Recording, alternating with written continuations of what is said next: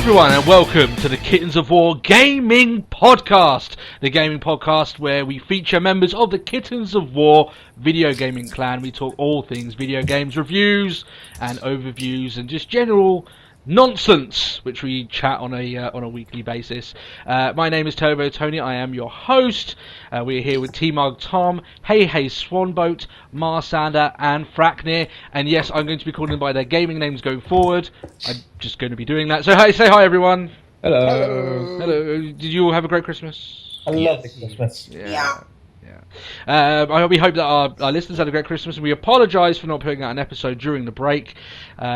We did actually do an episode. We did a special, and it didn't work. So, yeah, that's my recording equipment for you.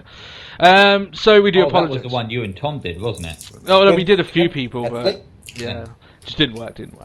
It's just in the bowels of nothingness now. We can't do anything about it. But this is the last episode of the Kittens podcast for 2014, and it's been an extremely interesting year for video games. Mm-hmm. It's also the year, obviously, that we started podcasting, so that's quite an interesting, factoid there. This is episode 17, so we've got plenty of episodes to behind us there now. And once we hit 25, as I do for another podcast, as Matt knows, we will be changing things up a little bit, and maybe there'll be a few announcements going forward there. A little bit of a refreshment on the series going forward. Yes. Interesting. So, this week we are just going to be talking over the games of 2014, most notably our best game, disappointing games, worst games, basically whatever category our kittens would like to talk about. And essentially giving an overview of the games that were most noteworthy of 2014, because there were some good and some a lot bad. So obviously, and disappointing games along those lines. The only thing is that some of these games may not be released this year. Some of them may have been games that we only just picked up this year, and that's completely fine. That's under our criteria. So if you're like, well, that came out 3 years ago, doesn't matter. This is the first year we would have played it, and that's along the lines. Before I go on, how have you guys survived the Steam sales?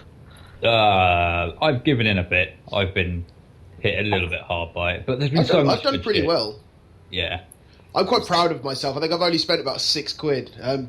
16 if you count the Secret Santa. Yeah. Yeah.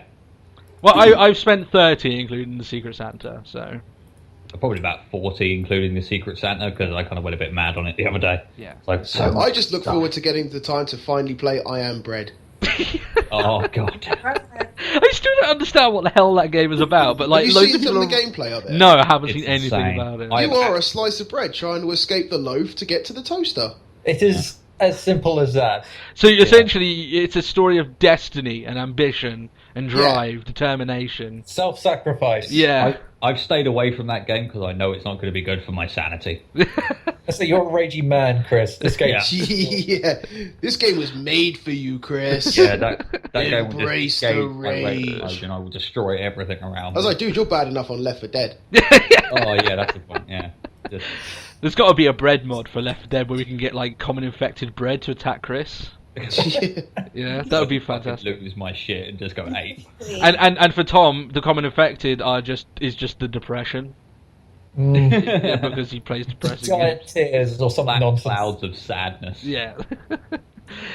So we won't be talking about gaming experiences this week because, ironically, we're talking about our gaming experiences of the year. So there's not much point talking about stuff about the week, except for the fact that I just spent an hour running around and not starving with Tom and Haley, which was Yay! Yeah. I haven't. Yeah, go on. Sorry. You died from a giant tree man. Oh yeah, we died from a tree ant and spiders. You know what? We should have killed the pigs. Just saying that right now. Should have killed the pigs. And Chris and Matt have absolutely no clue what the hell we're talking about.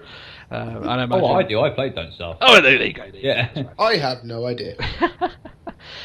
So yeah, there's not much of it else to say in regards to what we're doing here this episode. Let us know in the comments your best, worst of this year, and any sort of gaming related topics and stuff that you might want to leave down in the comments. Also, as well, you can visit Chris's channel as well. You can look for that link in the description and go visit his channel because he posts way more regularly than I do. So Yeah. There is that. There is that. Okay, so I guess what I'll do is I'll go first, talking about the games of my year, and I'll go from worst upwards. I've got 3 to talk about. My worst, I already know, has been picked out as someone else's disappointment.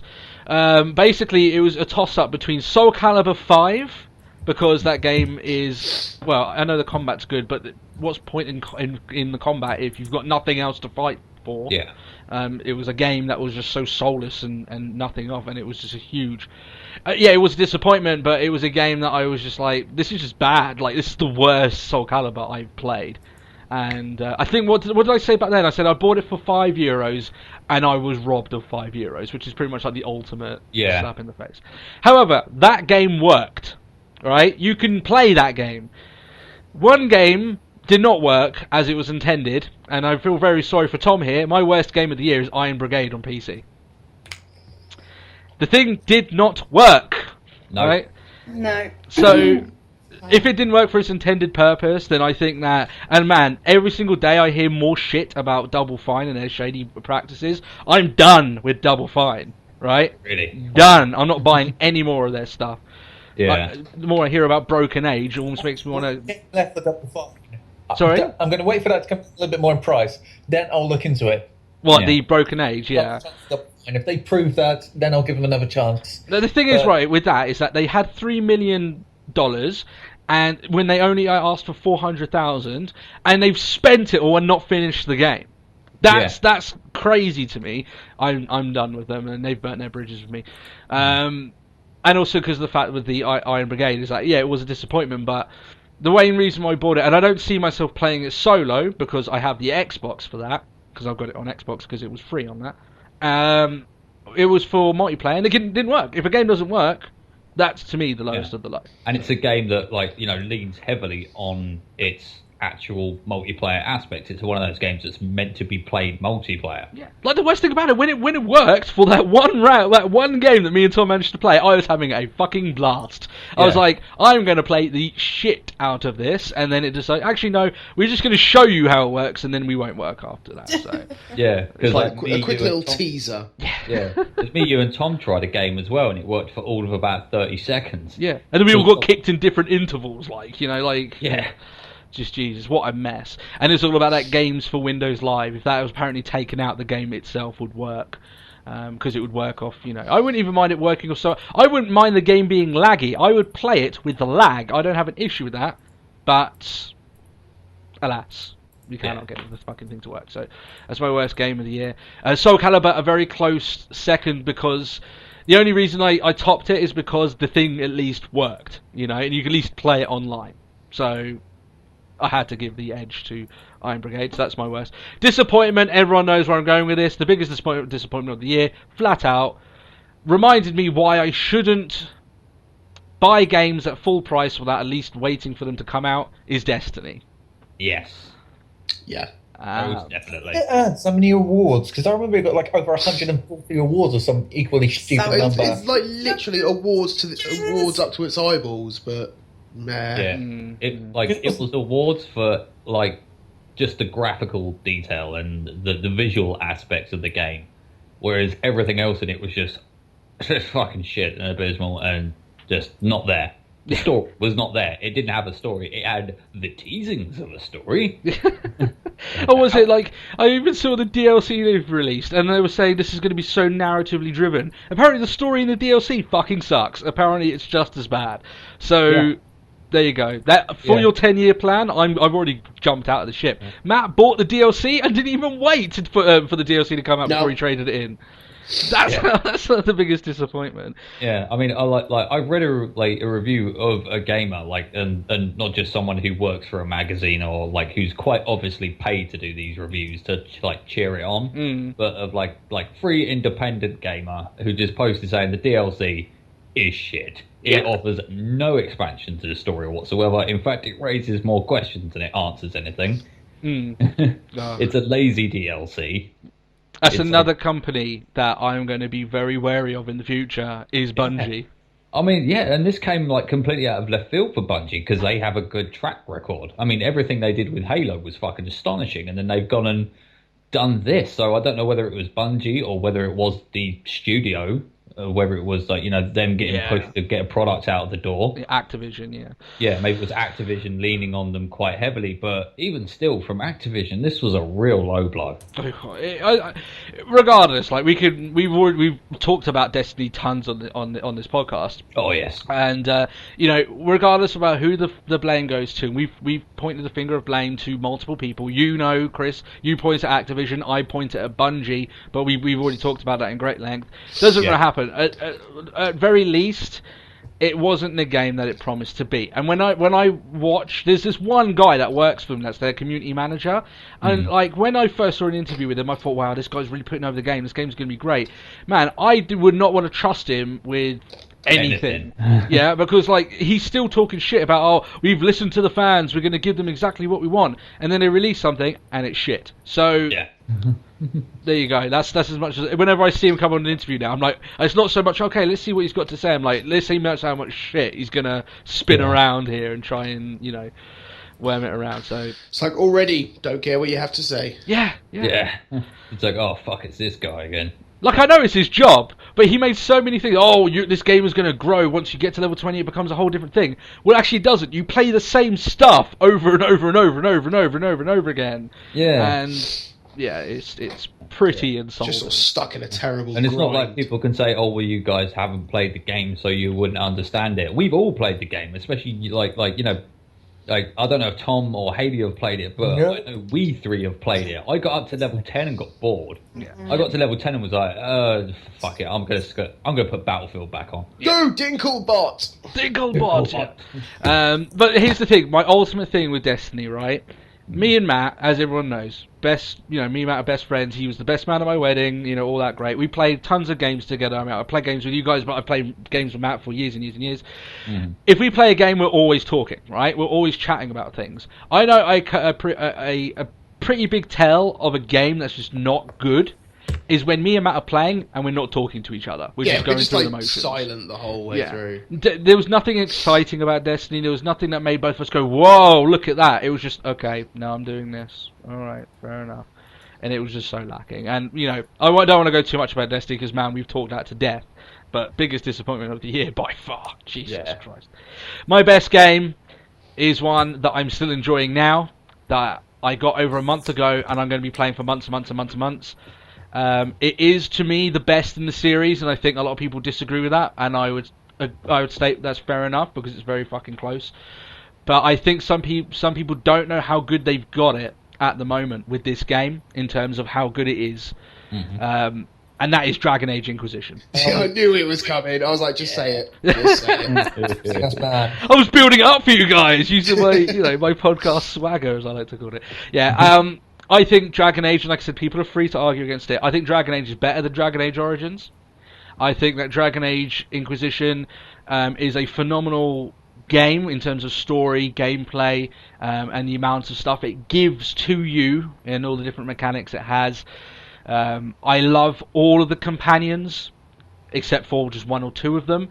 And there's 9 companions in this game, all with interesting backstories. Yeah. In fact, the most lacking companion, I think, in this entire game is Varric, and he was the best in Dragon Age 2. So that shows you, that shows you how good the rest of the cast is around them. All hugely memorable characters. The cameos are fantastic.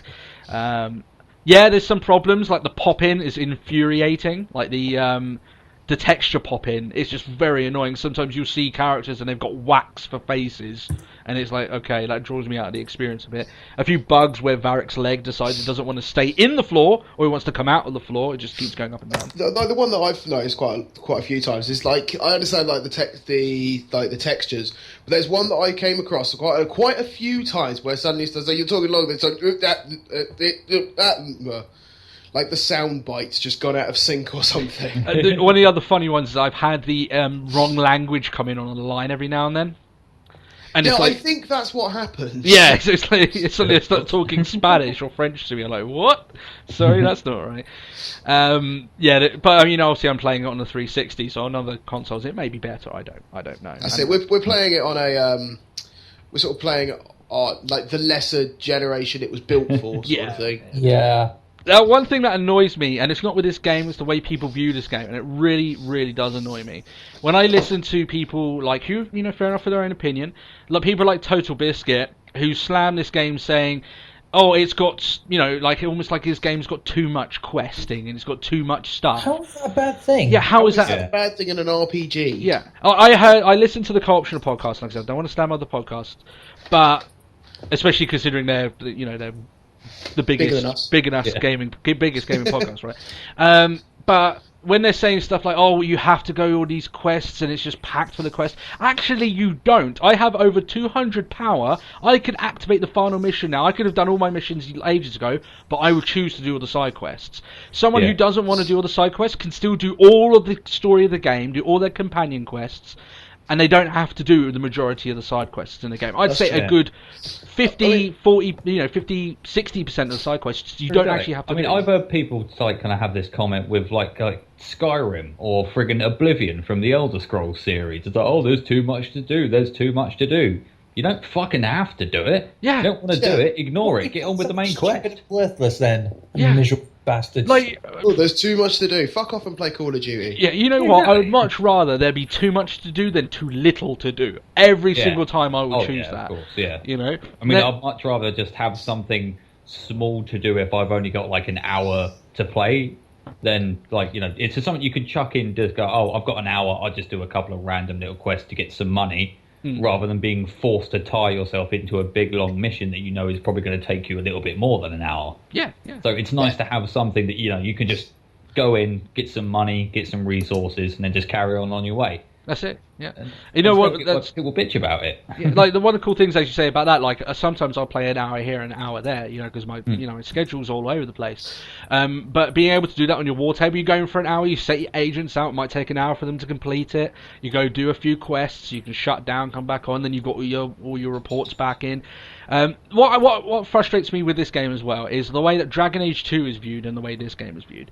I've seen places that have reviewed Dragon Age 2 and given it a 7. Fair enough, no problem. Yeah, I think the game is less than that, but I understand your opinion. It's still a good game. It's just not nowhere near as good as the other two. But then they say, okay, Dragon Age Inquisition is better, but it gets an 8 out of 10. What? No. If you stack Dragon Age Inquisition next to Dragon Age 2, there is absolutely no comparison between the two. Drastic difference. Dragon Age 2 is just fucking stupid. I enjoyed Dragon Age 2, alright? I'm going to say that now. I enjoyed it. I won't allow 2 to be bad mouth, but I will agree on it's the weaker of the 3. Admittedly, I had fun with it. It's just there were so many points, and it's like, well, what's the fucking point? Why am I doing this? There's it affects nothing. I'm fucking useless. Any faceless mook that I'm walking past, any of these fucking idiot NPCs that I'm strolling past, could do exactly what I'm fucking doing now. It was you were pointless to the whole story, and that's what pissed me off the most. Whereas the first Dragon Age put such an emphasis on you. Yeah. You are the hero of Ferelden. Yeah, and then in the second one, it's like, you're just happen to be you're a handyman in number 2. Yeah, and in number 3, you're the leader of the fucking Inquisition. Way too many handyman quests in number 2. There were way too many quests where you were effectively a handyman. And that, I don't mind that in games sometimes. You get a lot of that in games like Fable, which I love. You get a lot of it in Skyrim, which I love again. But it's not the main focus of the game. Whereas in Dragon Age 2, that seemed to be quite a lot of the focus, was handyman quests. Like, oh, you're here, can you do this thing for me? Yeah. Okay, I got fuck all else to do. Yeah, essentially, yeah. It's just one of the reasons why I think that Inquisition deserves the best game of the year is that it is the best RPG, right? And I'm a big fan of RPGs. But the fact is that this game is absolutely packed full of story, so much so that one playthrough you cannot see it all.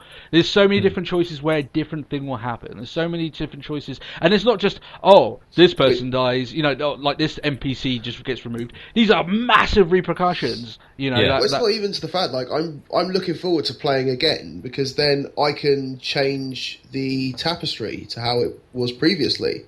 Absolutely. With the decisions from the previous game. Yeah, yeah. Like I'm actually going to do a massive, long, week-long playthrough of all 3 games back to back. Oh, you're going to be dead. Oh, that'll take a fair while. Are you going to do Awakening as well? Post dissertation, post everything I've done for uni. As soon as that's all done, I'm just going to say to everyone, I will be gone for a week. Yeah. Are you going to do Awakening as A well, week? Tom? Jesus Christ! To be perfectly honest, I think I'd need more than that. Well, Yeah. I remember just randomly looking through at Inquisition, thinking, "Fuck, I must be nearly done." I'm getting close to the end, which I wasn't, and suddenly it's just like 40 hours. Fuck, how long have I been playing this? I had the same thing. So I was talking with Tony the other day, and I was just like, I'm so close to the end, I can smell it. Maybe not. Yeah. Never mind. Or like, what I think Inquisition is great at doing you, it teases you thinking, oh wait, it's got all this cool stuff, this huge expansive open area, like just the hinterlands, right? Yeah. And like it shows you, oh, this base is pretty cool and you're doing pretty cool stuff. You realise, oh, about 10 hours in, okay, I'm probably going to be getting to the real meat and bones of the game now, especially considering how Dragon Age 2 was. And then it's like, nope, here are like 10 different areas, this is a huge story plot that's going on right now. Yeah. You basically played the intro to the game. Welcome to Dragon Age Inquisition. It's like, what the fuck? I've just played the intro and it's like 10 hours long to the game. It's like, that's mental. So, yeah, I just You're think... 10 hours in, you're just like, I don't even know, is there a main protagonist in this game? Who's the bad guy here? I think some people, like, if this had released and it didn't have half the features it had, people would have been like, oh, it's okay, it's a good game. But because almost like there's so much there, people are just like, they're glossing over it, you know, saying, oh, it's a good game, it's got a lot of stuff. And it's like, well, yeah, it has got loads of stuff and it's all really good, so you should give it props at least for that. And like I said, I'm probably the minority. I prefer this game over Origins. And I've played Origins a lot, multiple playthroughs. Yeah. I say Inquisition's better, but that's just my opinion. I've now finished Inquisition, and I sunk 65 hours into it. Yeah. And I'm still just like, I know full well there's so many more missions that I haven't done yet. Yeah. You want to clear out all the areas, kill all the dragons. Yeah, man. Dragon battles, yeah. The dragons are epic. Oh, Jesus Christ. Like, it's like, oh, you just like right to the end. It's like, I'm completely out of health potions. I'm completely out of everything. This dragon has to die. No. I haven't even dared touch a dragon yet. Oh, they're tough. They're tough. 10 hours. You're 10 hours in, Tom. Don't tackle a dragon. Yeah. I'm actually starting again because I've reached a point where it's just like I've missed so much and now I don't quite know what's happening. All right, I'm starting again, fresh, everything. Although I did love my first character. Haley designed him for me, and I'm wearing my Drake skin red leather coat, and I just look fucking fabulous. When he says that I designed him for him, he means that I designed Tom's face in Dragon Age 3. Literally sat me down for the better part of 15 minutes and just like, don't move, Tom. Look over there. It's like game portraiting, isn't it? Like, oh, just don't move. Stay exactly there. And she freaked me out playing the first Dragon Age because it was just like this is just uncanny valley kind of thing. No, I've got a weird nose. No, I just can't get it right. No, what a pointy on ground and Dragon Age 3. This is one point I've got to mention as well, which I will give EA full credit for. The fact that they do actually take the time and effort to make gay relationships. Because this is the first time where I've actually realised that they've actually got companions set exclusively for gay and lesbian relationships. Yeah. Yeah, I was kind of annoyed because I was like, I am going to bone this rogue. No, I'm a male character.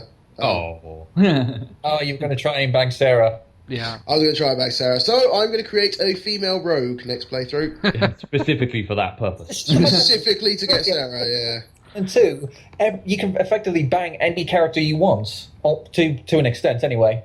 But this one, it's the only time where it's exclusive and they've got personalities, which I found amazing. And they actually have, from what I've seen, they actually have proper relationship mechanics. Not just, be friendly for a couple of sentences. Let's bang! Yeah. There's actually relationship. Bang, okay? Yeah, I was genuinely surprised the amount of scenes that they have for the romance. And I've only experienced one of them, which is Sarah, because I made a female character. But you get tons of scenes, and then you get, little... you get, really cool back and forth between both characters as they're going through different emotions in their times. I don't know how it is with Sarah because I romance Cassandra. Yeah, but it's you have to do little like almost like little missions to go off and collect things with Cassandra. Yeah. For like, oh, I just want a man to do this. And it's like, oh, really? Off to Val Royale I go. Time to do some shopping. Let's be candles and poetry. I'm going to woo the pants off this lady. I actually used to woo the lady Montelier, the ambassador. Yeah, I was chasing Montelier, but then You like, just- apparently she's the easiest character ever. But like, I was just like, I've made so much headway with Cassandra now. I'm just going to be a slut. No, I just went straight for her because she's. I don't know. She makes me smart. I don't know. I like her. I might just go. I might just make a. I might make a dwarf and let Iron Bull destroy her. Yeah. Just do it. I'm actually going to make it a male elf and have a full sexual relationship with Iron Bull because out of him and the Tevinter mage, whose name escapes me right now, Dorian. Thank you. He's the one I would probably enter a relationship with, just because you look at him, he's just like. People break you. Like that's why I want to make a dwarf because like your dwarf character will probably be about the size of Iron Bull's foot. God damn. The size of his dick, most likely. That's it. You know what would be really funny is if you follow that romance option. I actually saw a romancing. Inquisitor's now dead. Dead Ari cock. That should be like a secret Easter egg ending to the game. Is if you romance Bull with a dwarf character, the game ends because he accidentally murders you through over amorous love play. Splits you in half. You know, game 3, when you're romancing Iron Bull at the final bit, the dwarf is actually standing on a stool. And at that ending as well, by the way, just go back to that. When it's got aliens, got game over at the bottom left, it should be Iron Bull greatly approves. Yeah. Or just like him in like a little Looney Tunes square going, whoops. Okay, we need to move on because we talked about Inquisition a lot, so we've got like a lot of people to get through. Who would like to take the next of their gaming experiences? 2014. I'll tackle mine. Before I get started, these are going to be my honourable mentions. Dragon Age Inquisition. Don't need to cover that. Walking Dead Season 2. Oh, Shut up. that's like no. Because I got Marzander Season 1 for Secret Santa.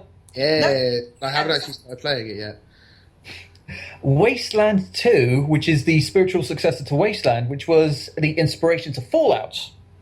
That's like a really off family. My cousin's second removed from my first game that was assistant to the second. Seems really odd. Yeah, I know what you mean though. Because you actually do manage to create 4 custom rangers. I made me, Tony, Chris, and Haley.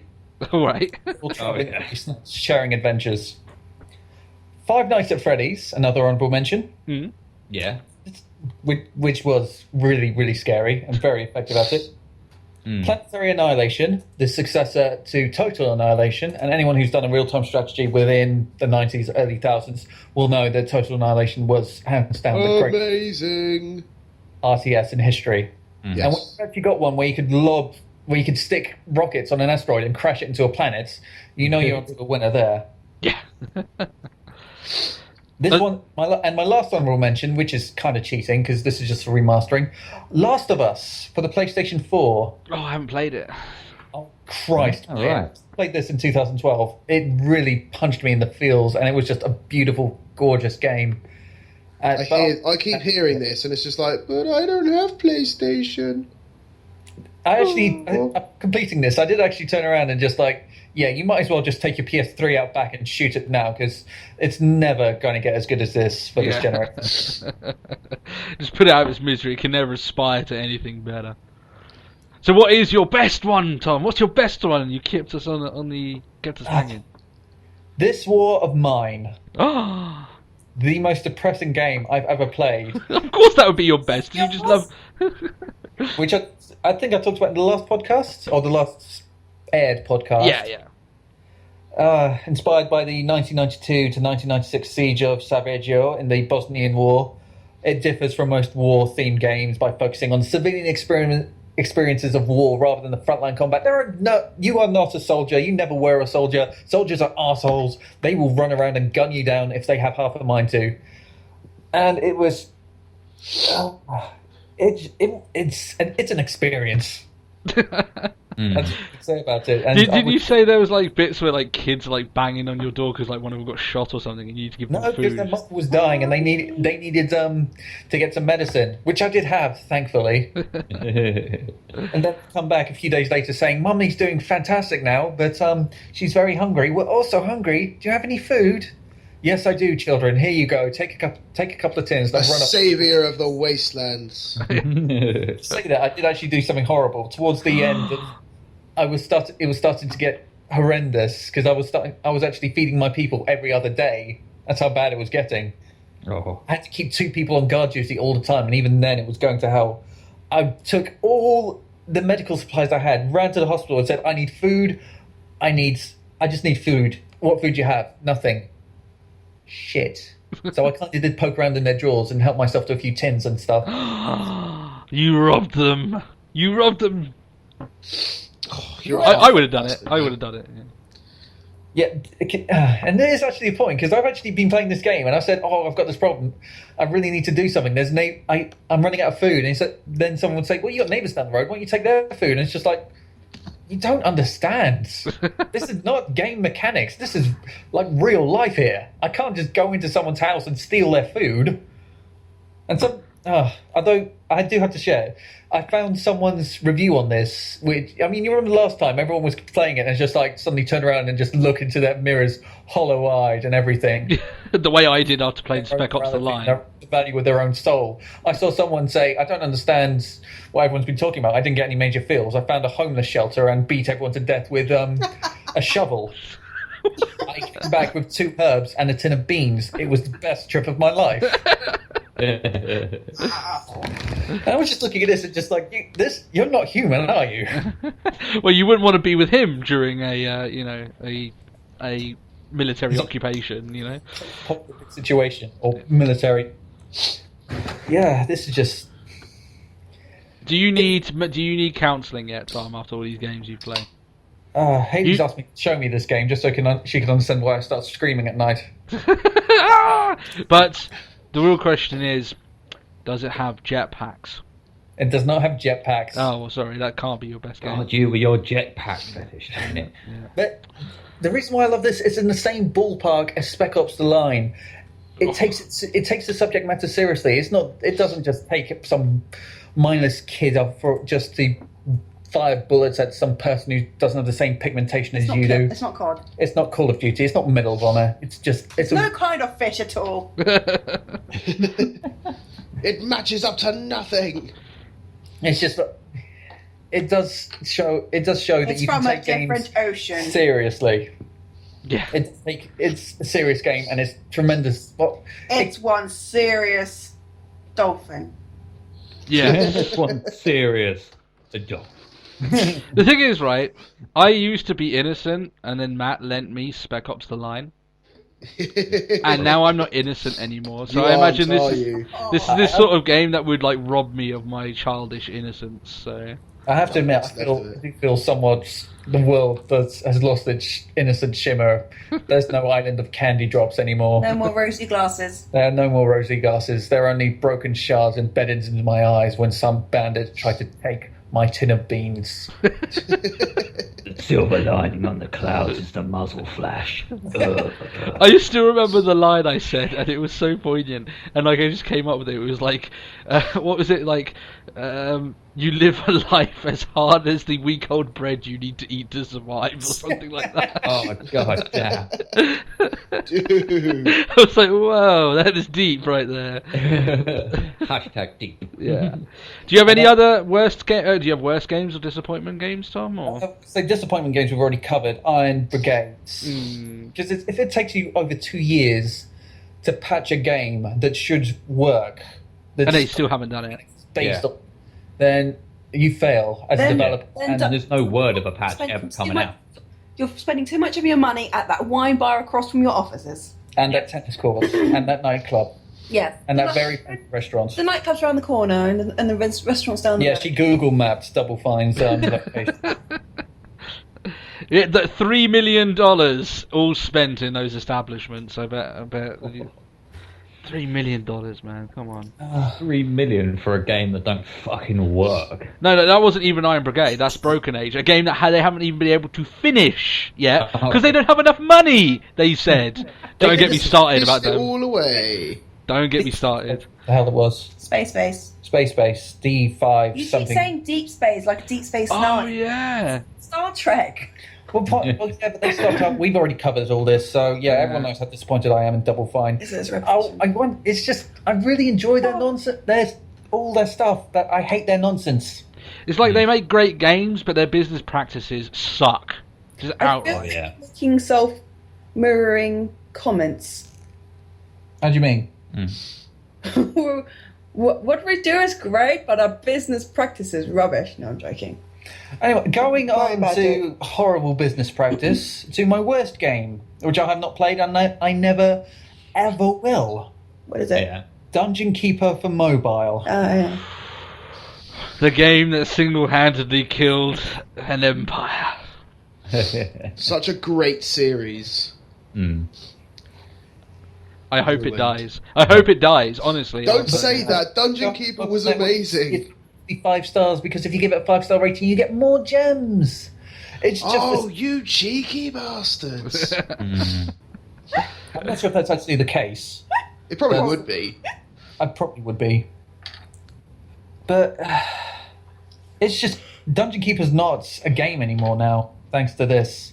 No. This isn't even by any definition a game. It's just something you sink real money just to get Monopoly money out of. Dungeon Keeper was like such a massive part of my childhood. 1997, Dungeon Keeper 1. Fantastic. And then the second one came out, which was beautiful and gorgeous, and I sunk so many hours into And stuff. I just wanted to slap my imps around, damn it. Work harder, burn! The mighty backhand of your lord. The one thing I will say though is that I bought it on GOG and it works for newer machines. And when you play it, it's like it is so beautiful to play because it's just like all that nostalgia. But you're like, a game that good deserves another installment, and the fact that the next installment was Dungeon Keeper Mobile is insulting. It's so bad. It's like I've read a review. It's just compared it to a Clash of Clans model where EA took the same formula and just slapped on an IP which it owned.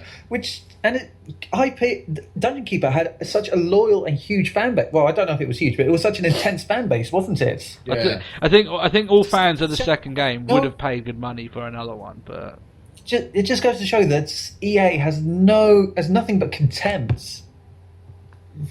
It's just Well, nothing but it's simple. Can we make money? Yes, Yeah. I'll have it. you know the worst thing is they did make money out of it. Something like Dungeon Keeper, Yeah. out of Dungeon Keeper audience. And if you have a game like this, you're essentially just whooping out your cock and just saying, "Give it a kiss for £1." That was a crude analogy. It was, but this is. But it works very well. Yeah, supposedly. Oh dear. Until you realise it was just It's just no. I can't even carry on with this. 'Cause it just evolved into obscenities. Which Which yet another well-known franchise that's been brought low by the consumerism and money-grubbing nonsense that's infecting mobile games at the moment. The worst company in America, EA, 2 years in a row, officially. Yeah. Still voted. Congratulations, EA! Yeah. Surprise! the fact that you spend £70 for 14,000 gems, which don't do anything but make your digging faster. Yeah. There's also a screenshot on this website of the game For where the same review. it says, please pay 10p for looking at this screenshot. Oh man, that's so good. Yeah, that's pretty good. But it's not a game anymore. It's a virtual beggar. Which is what it says. It constantly demands your spare change. It gives you nothing for it. You money. Give us your money. You waste time. You waste money. It's just that. You sink time, money into it, get nothing for it. No satisfaction. It's just a sickening perversion. You know the worst thing? Concept of games itself. It's like paying to watch paint dry very, very slowly. But, well, no, it's paying to make that paint dry a little bit faster. Yeah. Yeah. Woo! But the problem is, it's never dryable paint. Oh, wow, that's cruel right there. It's like you're paying someone to make it. You're paying to make a mural, but then you realise that mural was essentially someone just drawing. Oh, I don't know. No, it's not even that. It's like watching paint dry, but then in the end, there is no paint. There was just only you. You think and your it's embarrassment. white paint you're watching dry? It's just white canvas. All along. Nothing. Yeah. It's like there is no spoon. There is a spoon, damn it. Okay, we need to move on. Is there any other that you have there, Tom? I don't. I say I never really look at disappointing or games that would infuriate me because I'm here to have fun. Yeah. These are the only ones that I can think of straight off the top of my head. Yeah. That aggravate you. Dungeon Keeper Mobile just. I can feel cancer, what can only be described as the cancer feelings growing inside me when I think of it. It makes you. Fine. It makes you want to take gaming chemo. Is that what you're saying? Yes, I just feel this black, sticky, horrible substance just leeching at my soul and core being. That's how Dungeon Keeper makes me feel. All right, we need to get Tom on some more positive games because I feel like he's getting too depressed. Yeah. Next time, you're just going to see. I'm just going to be on wearing a black balaclava, smoking tasteless French cigarettes, and asking the waves rhetorical questions about the bleakness and absurdity of existence. Why is a raven like a writing desk? Oh, fuck. Oh, no, not that question. Seriously, don't bring that up. That always aggravated me. I sat there for ages trying to figure it out. So, why the fuck is a raven like a writing desk? I've actually the answer for you, Chris. What? Because both things were written on by Edgar Allan Poe. And Yeah. there was silence. He never wrote on a raven. And he wrote on the subject of a raven, quoth the raven nevermore. Well, yeah. He wrote But on the raven. I'm taking it too literally. It's like us trying to keep pinned a raven to a desk. Yeah. And wrote on him. That's it. Still It's like nevermore. you write on a subject. Okay, we need to sidestep back into gaming, so I'm going to do that right now. Okay. Is there any other? So do you have any other games, Tom, that you want to cover? I've given my honourable mentions, Yeah. and I'm happy with everything I've talked about, apart Your from dishonourable obviously. mention as well. I don't have anything else to dishonourably mention. Although Haley does have one, but that's in a similar ballpark. I'm leaving that to her. Yeah. So on that notion, who's going next? In which case, Yeah, go on. Yeah, go on. Way. That Is was that a my segue. cue? That's your Can I segue. start now. Yes, start I now. should say this now. Talk now. Okay. About my worst. First? Worst first. Worst first. Okay, yeah. To be honest, it's quite a good segue because my worst game is very similar to Tom's. It's so similar that it's made by EA. Okay. And it's another mobile game. Ooh. And it's another simulator. Okay. It is Theme Park, Mobile version. the mobile Ooh. version. Oh, I Okay. played that. Did you? Oh. You know, Did you this is really bad. I did not know this existed, and now I'm scared. Yeah, That's I it. played that. It was To hear that, it's just like, Sorry about oh no. Because I fucking loved Theme Park. I know it's part of our childhood, Yeah. right? It's But we saw this tutorial. Were you able to do anything? Yeah. I was, yeah. In the I wasn't mobile able version, to I do was anything. able to do things. It was just really fucking boring after a while. You've got to wait for everything to just. You got to wait for certain points and counters, and it's not a simulator of a theme park. It's not running a business simulator. It's No. it's It's a It's click not- and wait game. it is. It's a white paint game. It's untrue to the originals. Sad Yeah, Tony is sad. It's nothing like what I thought it would be. It's just. It's not a simulator. I say I would actually not mind paying for a theme park game, even a theme park mobile game, if it was actually a theme park game. This is free to play, but it's pay to play. It's a pay to play game. It's or free to pay. Is it? How is it said nowadays? I don't Pay know. to play? Pay to actually play it properly, I think, is probably a better way to Yeah. do it. 'Cause Even then, you can't, but it's not a real theme park game. It's not even a real theme game as the whole franchise. And it was really disappointing and actually quite heartbreaking because theme park was awesome. Oh, I'm sad. it's just another example of how EA's turned into made the franchise into a money muncher. Mm-hmm. Which they tend just- to, obviously they do to a lot of different franchises. Just Yeah, everything. it's so As disappointing. long as the same doesn't happen to Roller Coaster Tycoon, I'll be happy. Well, it's owned by different companies, so. No, I know. Or they do that shit to SSX, I will fucking flip. Oh yeah, there will be months SSX isn't the burning sort of of game EA. you could, though. They could make a way, they'd be, oh, now you've got to get different riders down here, but now you have to wait until they get to the end of their thing to get money. I can imagine how they would do it. Yeah. And Oh, you can't next go level down was this slope. that. You have to wait to wax your board. Yeah. This slope is not unlocked yet. Yeah. Pay these cool points with real world money to unlock this slope that doesn't give you anything. It just gives you more money that you could have already had. No, we're giving them ideas. Stop now. I do not want an air mobile SSX game. Stop it. Do not give them ideas. It doesn't. Enough. Okay, it is not a good idea. Yeah. Yeah, if you listen to this, it is not a viable business Yeah. plan. That's it. Yeah. No one At will least buy it. not for you. Leave it alone. No money do make. Yeah, Alright. your title, No Mess With- With. No. It hurt so much already. And Squeenix have as well. It hurt so much already. Squeenix. So much. I think they've got a few free-to-play, pay-to-play games on the mobile network, haven't they? I believe so. Squeenix do have. Squeenix actually have a Final Fantasy game for the mobile, which Yeah. is apparently Fantasy- okay. But it's one there's one where it's like a multitude of different characters and it's a free-to-play game. Oh, I know which one you're talking about. It's the one where you can pay, like, it's like where you basically just tap the screen and they attack. I can't remember the name of it, but like basically if you want to unlock the characters that you know, then you have to pay, and it doesn't actually give you them. It gives you like packs, and you have to get lucky. So if you want like Cloud from like Final Fantasy VII or like Squall, then you basically have to get lucky. You just have to keep paying money until you get it. Oh, Yeah. That is Not cool, right? wow. Yeah. Yeah. And apparently It's risky. And then it has all the characters that you want to play with advertising it. yeah, of But course that's- they do. Yeah. I haven't played that, but that's just another disappointment. But going on to disappointments, my not worst game, but disappointing game is Prison Architect, which we reviewed in another of our Obviously, podcasts indeed. Yeah, the one that's been on early access for God knows how long. since 2012. Yeah. Oh. God damn it. So, I think Gone that's for ages.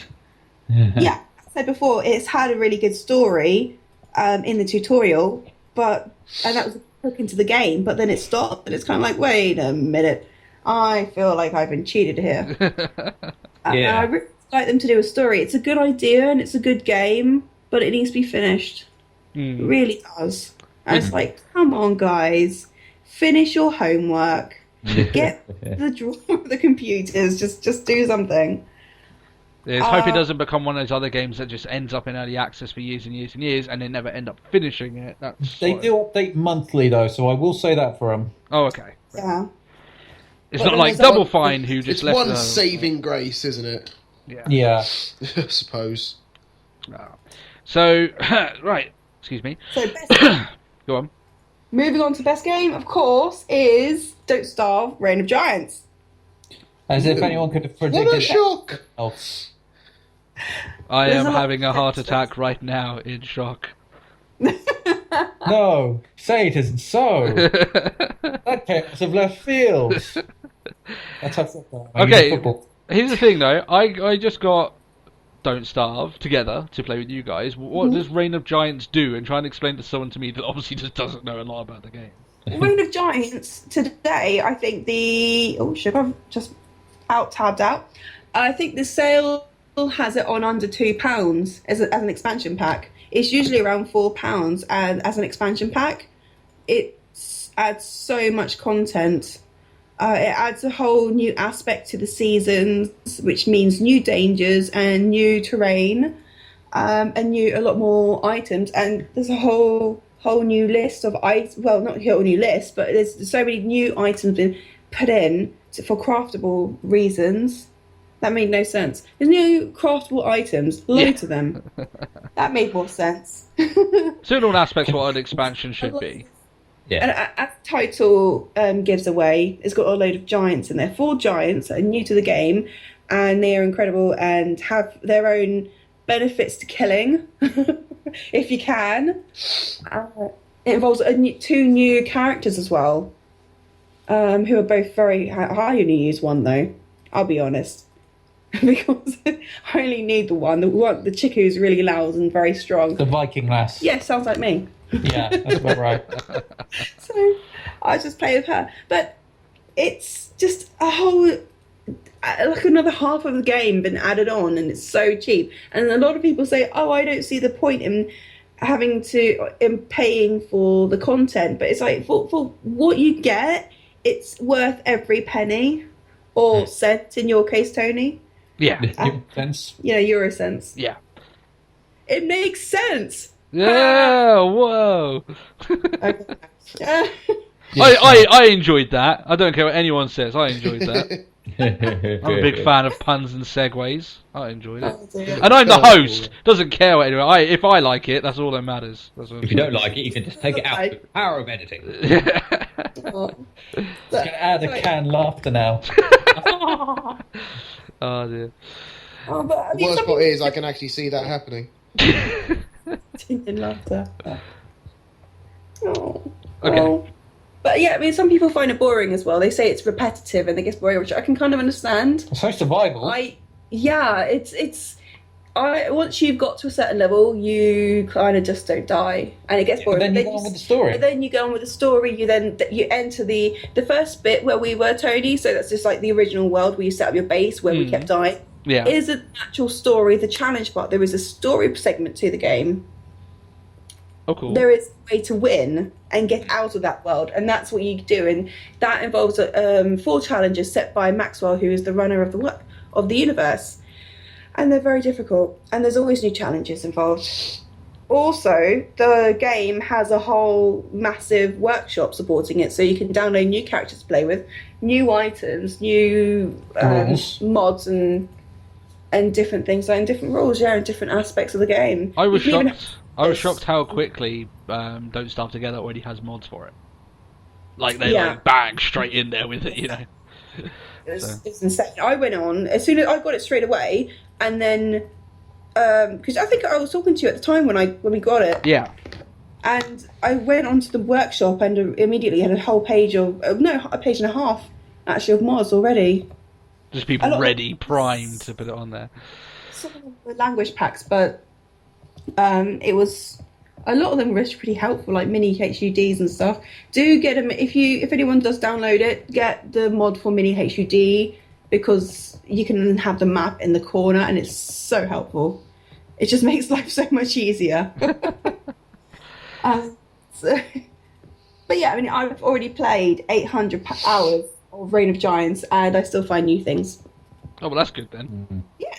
Wow. Oh, I've played it a lot, and I've got the Reign of Giants pack as well. I've never encountered any kind of story, mostly because I'm too panicked to actually look for fucking story. Have you ever gone through Maxwell's door? Huh? Maxwell's door. I didn't even know Maxwell had a door. Oh, there you are. That's where the story lies. I'm just I just get fucking lost, and it's like, I'm lost. Just put a campfire on her, but I get eaten. Well, Chris is going to be Don't Starving with us because I've got an extra pack, so there you go. Hey. To go with the base pack, which I know you weren't going to get, Chris, but I've got a free one, so there you are. Yeah. There you are. If you give us a free one, I just don't see the point in wasting my money to get something that I'm going to get on its release date anyway. I just don't see the point in wasting my money for it. Well, the difference with me buying it, I didn't even have the original, and I got it all in a pack. So I've got the original Don't Starve Together and an extra Don't Starve Together for a tenner. So It wasn't that expensive, was it? No.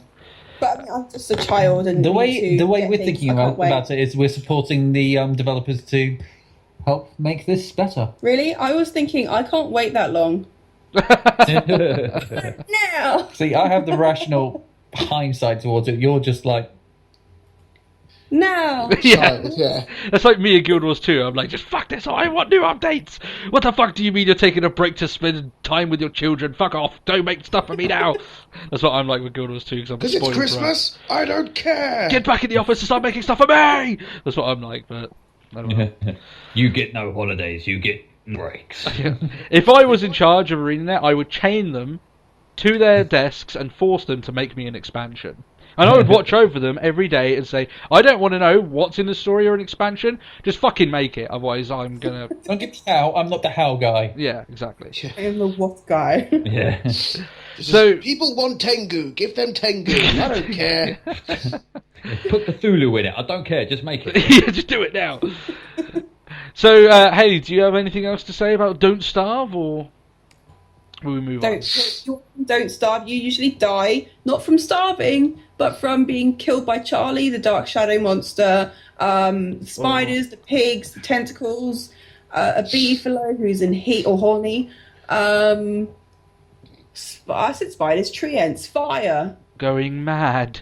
going mad, Sheer and the shadow monsters that aren't insanity. there coming to kill you. Or you can make the same mistake that I made in one playthrough, which is like, beefalo.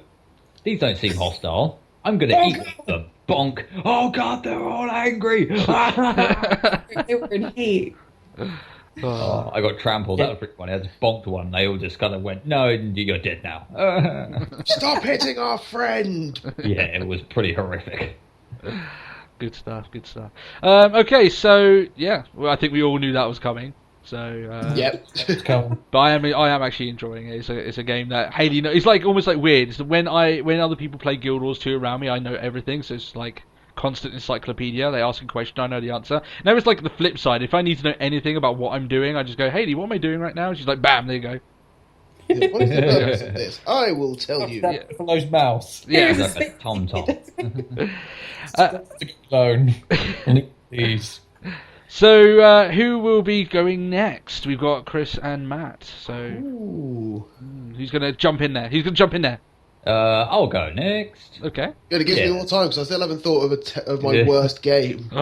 Okay, I'll give you some time. So Chris. Okay, well, I will start off on probably my biggest disappointment of this year. Like Tony, I was going to say Destiny, but he got to Destiny first. So, I'm going to do something in the similar kind of vein from a studio that Bungie were once the head of and did very well with. That's Halo the Master Chief Collection for the Xbox One. My god, is this thing a disappointment. It's like a disappointment wrapped up in something good. Like, in parts it's good, but in other parts it's subpar or just plain shit. I covered this before pretty recently in a podcast where I said that Halo 2 was astonishingly good and a really fucking good upgrade to a next-gen console, and it looks fucking spectacular. Halo 1 also looks really good for a game that's 10 years old and has been remastered for a next-gen console. It doesn't look like absolutely fantastic, but it looks pretty damn good. Halo 4 kind of looks about the same, it just looks a little bit shinier. But Halo 3 just looks the same as it looked on the Xbox 360. There is no markable difference in it whatsoever. It's just, it looks like the same game, and especially if you're playing them all in a row and you come straight off Halo 2 into Halo 3, you're like, what the fuck is this shit? like it just looks bad. I mean, I don't know whether they were going for like a nostalgia feel, but if they were going to do that, they should have given you the option of going to like the original graphics like they do with Halo 1. You have the option to either play it with like the HD remastered, or you can play it with like the original graphical pack. I will play it old school block. Yeah. So you can play it as it looked 10 years ago, or you can play it as it's now been redone. That then gives you the nostalgia boost while also having the ability to look at it new and redone and looking pretty damn good. In Halo 3, it's just there. It's fucking ugly compared to Halo 2. It really is.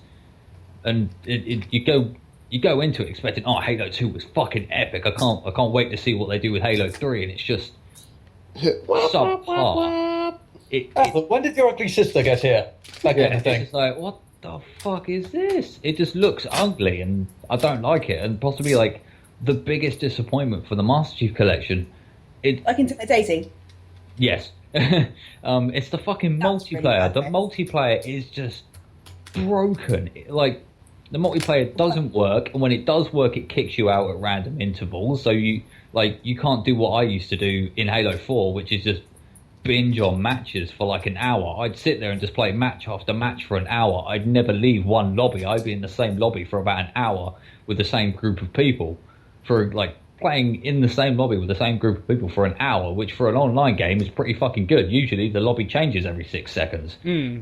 But like, you can't do that in this one. Like, lobbies don't exist. You can't I tried to put my mic in and talk to people. No one can fucking hear you because the server connections are so fucking shit.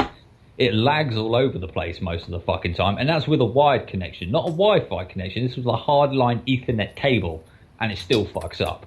Yeah, so it's not so much like your own connection messing things around. Yeah, I understand that that'd be an issue, but considering that the set itself is like now got a reputation for having really poor multiplayer, like it's not just you. I mean, it's everyone having that. Yeah, so. Yeah. It's like everyone says the multiplayer doesn't work, and it doesn't. And that was one of the biggest selling points for the Master Chief Collection, was you can now play maps from every game from Halo 1 right up to Halo 4. You can play all the maps. You can do multi-map playlists. You can chop and change between different game modes from all of the games. All of the game maps will have like the original graphics from the original game. Like a Halo 4 map will look really fucking good, but the original Halo Combat Evolved maps will look like Halo Combat Evolved, like it did back in the day, which is really fun. And all the controls will be the same as they were in those specific games, or you can change, although you do have the opportunity to go into the options and change the controls to the ones you're the most comfortable with. But it's so fucking bonkers because it doesn't work. Like, none of it fucking works. And they got rid of what I consider to be one of the most strongest points of Halo 4, was the in-depth customization for the multiplayer. That's gone. It's just not there. There is no character customization. Yeah, you can choose different skins, but all the skins are for are set specific armor sets which you cannot change. And that really fucked me off, because in the last game, in Halo 4, if you go back to like the podcast we did where I went on about Halo 4 for a good long time, yeah. like I ranted about how in-depth the customization was, because there were like dozens of options for each armor piece, like your helmet, your greaves, your forearms, your chest, your legs, your feet, your visor. You could even get visor tints and stuff like that. And then there was stuff you could unlock through gameplay, and then there was stuff you could unlock by doing specific things in the multiplayer and like accomplishing specific tasks, which encourage you to come back and play more. But with the Halo multiplayer in the Master Chief Collection, there's no reason for you to play it. There's nothing to bring you to it. If that makes sense. There's no sense of progression, because like you don't level up. I haven't encountered any kind of like it says there's like in the bottom corner there's a ranking, but that's never worked. I've always been unranked. Oh really? Yeah, I've never had a rank. It's never worked. It's pointless. And now they've added Spartan Ops as well. They finally added Spartan Ops in, something which I think should have been in there in the fucking first place. They barely work. I tried to play one of them with in like an open lobby. One person came in, dropped out 3 seconds later because a connection shorted out.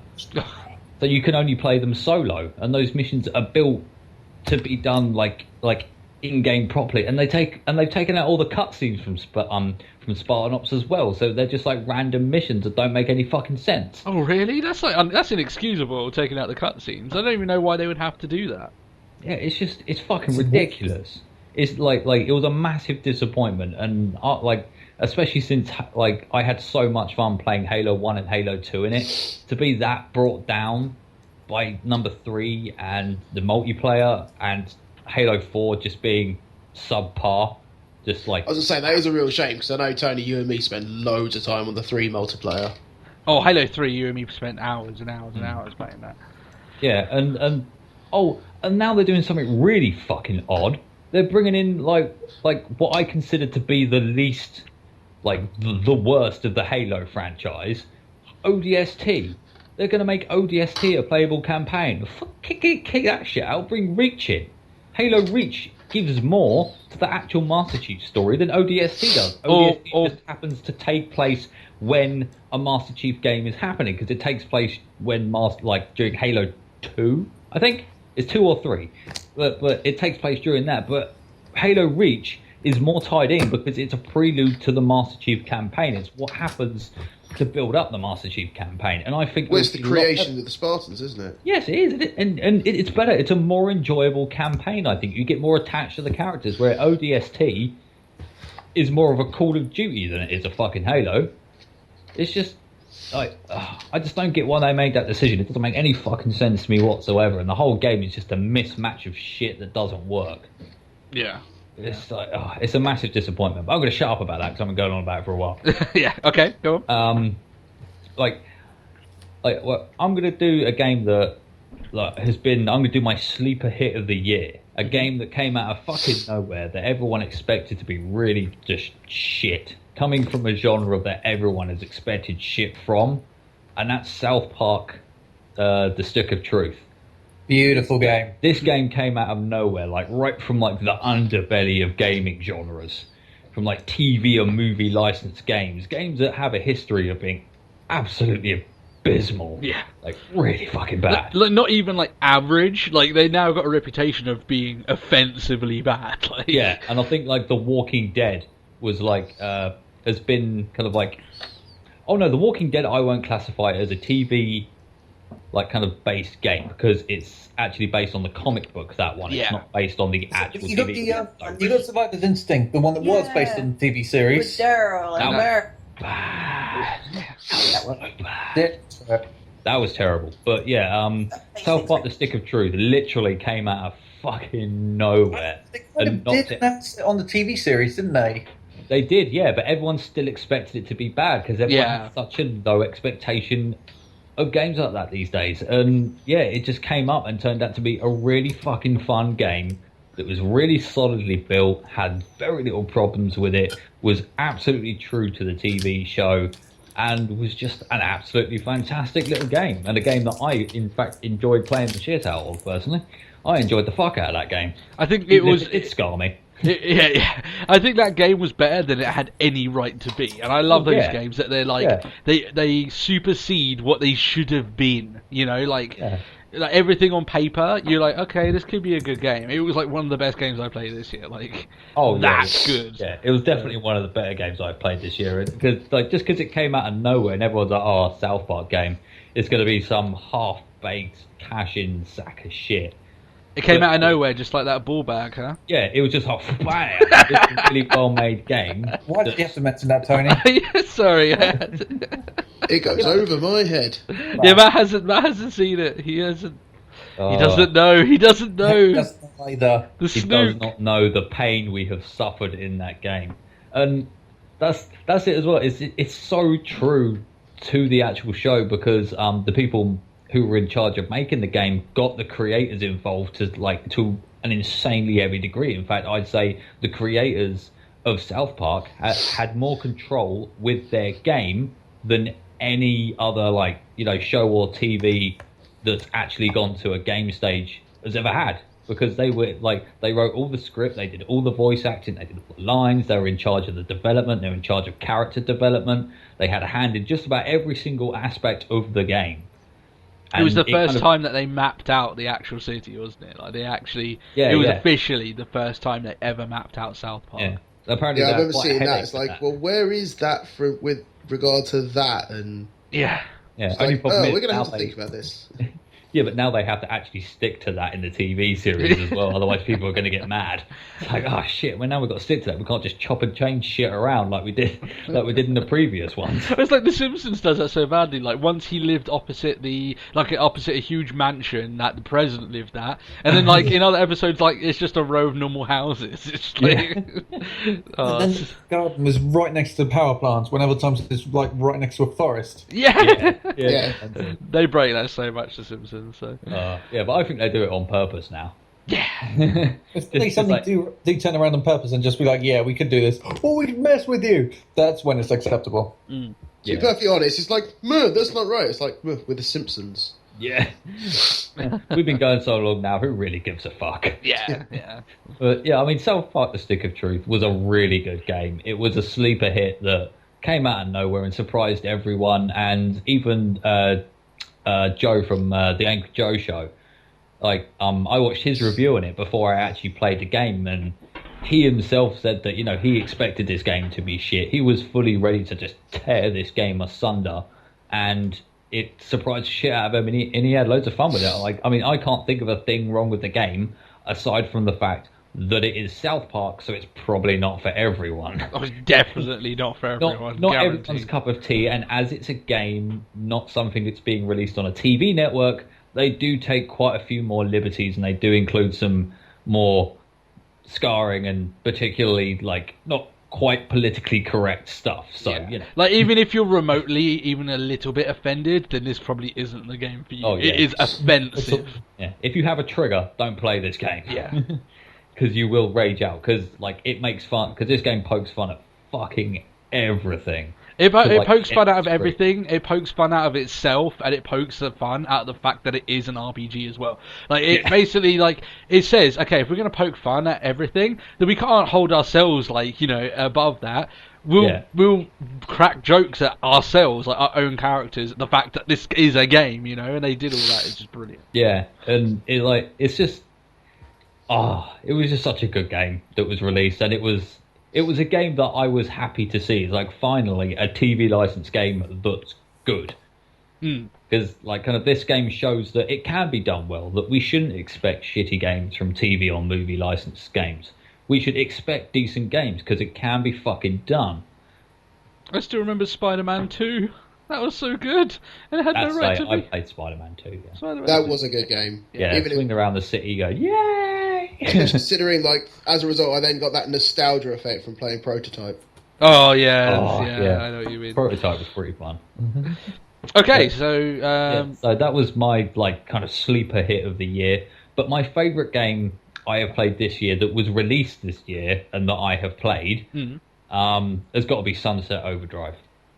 Oh my god, it is. It's so fucking fun. It's fucking fun. It's so fun as hell, and it's been so long since I've played a game like this that's been released purely for just fun. Shits and giggles. Yeah, it's a fun game. It's just, that's the question. What is Sunset Overdrive? Sunset Overdrive is a game that was released on the Xbox One a few months ago, and it's basically it's an RPG open world game, but it's one that takes the piss out of itself. Like you start off in... Was it advertised on TV? Oh yeah, it was advertised on TV a lot. Yeah, seen the advertisement. Yeah. When you say it's an RPG, it's not really plays like an RPG, though, does it? I mean, I've seen your videos. Well, no, but it does have roleplay elements. You can create your character, you can... But, like, what I mean is that when you say RPG, I think people naturally assume, like, a Final Fantasy style game. It's definitely not that. Oh, no. In fact, it takes the piss out of Final Fantasy at some point. Yeah. But, see, this is a game that knows it's ridiculous, knows it's insane, and just decides, you know what, fuck it, let's just tear shit up. Let's break It's a little bit like Deadpool.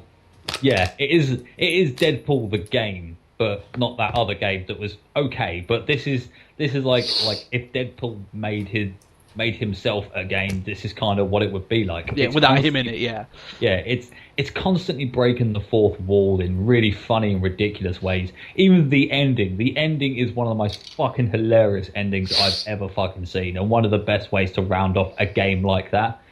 Because well, a little bit of a spoiler, but like in the original ending, your character dies. Everyone gives like a little heartfelt, "We've lost a friend. The whole world lost a hero." And then the credits start to roll, and your character just kind of pokes its head in the screen and walks in and goes, "The fuck is this?" It's no. I deserve a better ending than this. Rewind. And you pop out of trouble with a big neon sign pointing at you, going, "Hero." It's so much fucking fun, and I know this game has got a lot of flack, and I've heard people slam the shit out of this game. So, oh, it's stupid, it's ridiculous, it's shit. The traversal system is shit. The traversal system is not shit. The traversal system is actually really fucking fun, and when you get a hold of it, it's actually really easy to use. Like, because people will say that the traversal system breaks the game and it makes it hard. Is the traversal system that whole, like, all that I've seen is footage of just sliding around everywhere? Yeah, you bounce, you grind, you wall run, but it's not as difficult as everyone's making out. It is a bit hard and a bit janky to get a hold of when you first play it, because it's not something you see a lot of in games, so it's not really a control mechanic that you're used to. So there is a little bit of a learning curve with it. But once you get a hold of it, I've never had a problem with it. Like in the latest stages of the game, I was zipping and flipping all over the fucking place. Like sliding along, bouncing, zipping, and the physics of it are actually correct. So if you're not traversing properly, or you find yourself missing things, it's because you haven't done it right. You haven't bounced off of this card to hit the grind rail enough. You haven't jumped out of a rule run to get onto a card to bounce onto something you can grind on properly. You've missed that, so you have to do it again. Yeah, and people say, oh, the traversal system is shit, it breaks the game. It doesn't. The traversal system makes the game. If you're not using the traversal system and you're dying a lot, that's because you're not obeying the world's rules. You're not playing the game. You are trying to play it like you would another game. You can't play this game like you play Call of Duty. You'll get fucking murdered because your health bar will fucking just disappear.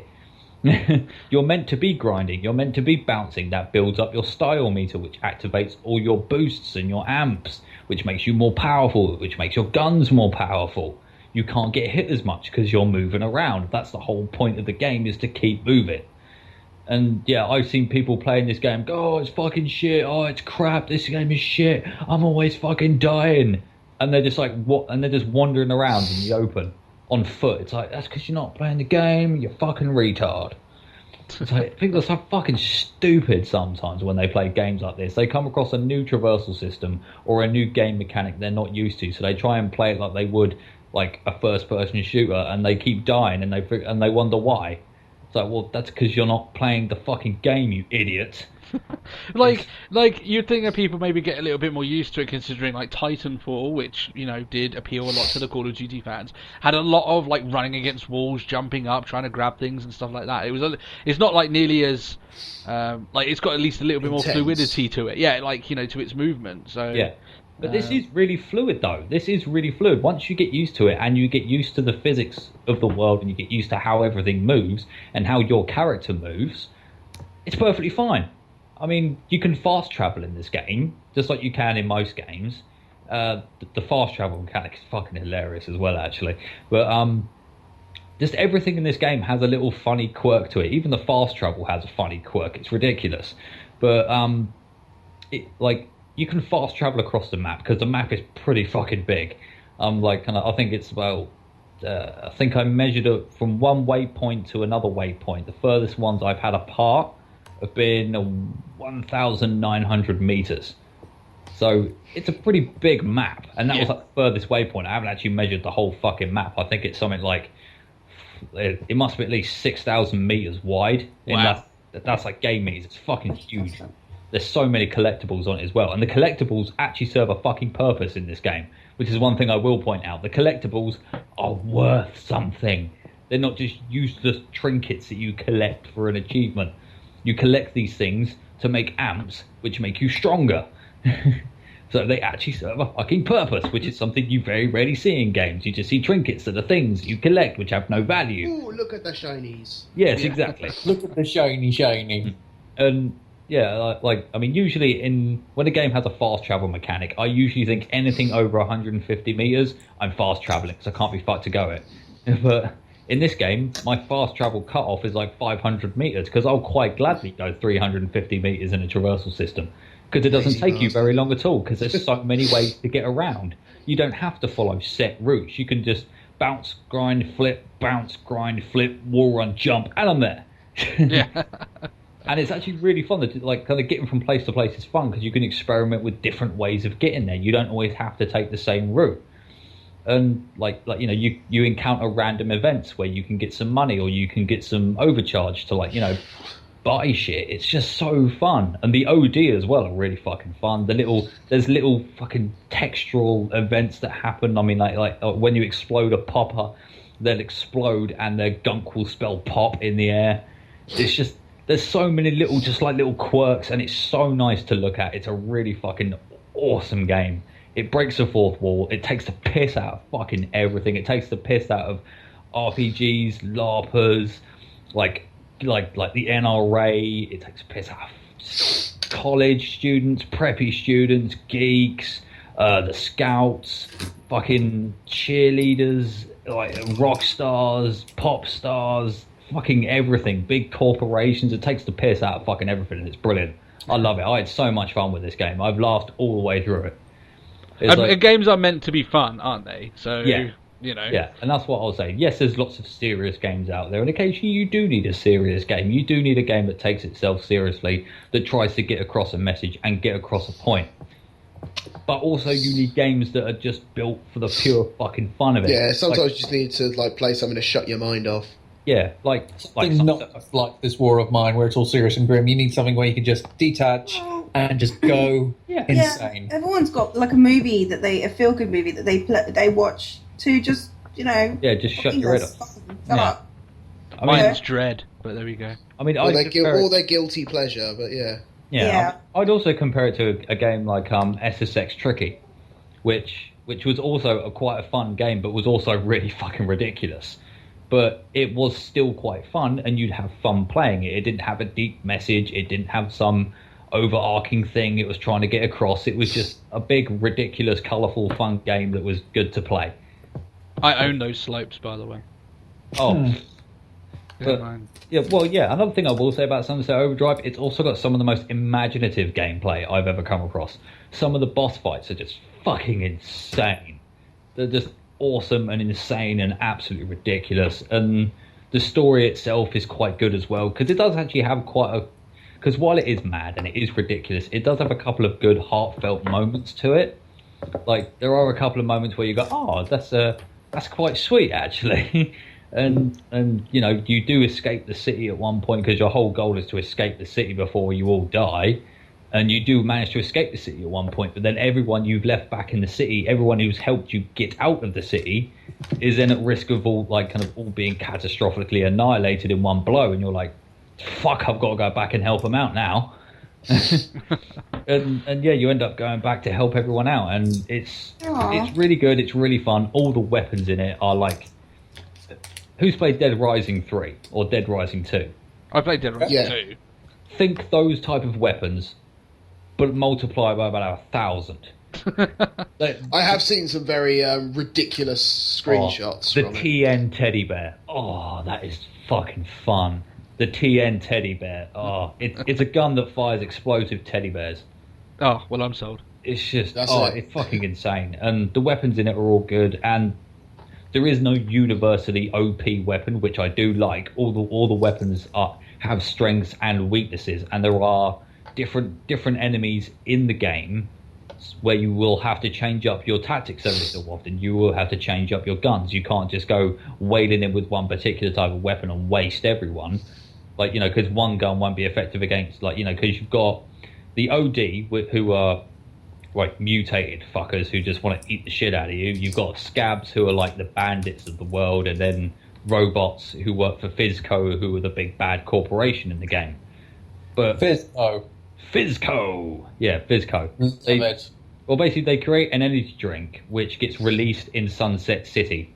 And Fizco, this big corporation... To the mutant horrible nastiness. Yeah, and basically this new energy drink called Overcharge basically mutates everyone, and you're stuck in the middle of it. The tutorial level is one of the most batshit insane levels I've ever fucking come across. It just throws you right into it. It's just like, oh, right, start running. What the fuck? Start, run. Oh, I'm getting fucking eaten. Jump over the barrier. I'm jumping over the barrier. It's fucking insane. It's so much fun, though. Like especially for tutorial levels, which tend to be quite slow and a bit monotonous at times. This one is just insane. It throws you straight into the thick of it, teaches you all the mechanics really fucking quickly, because you have to learn them quickly, otherwise you're dead. It's a dog-eat-dog world.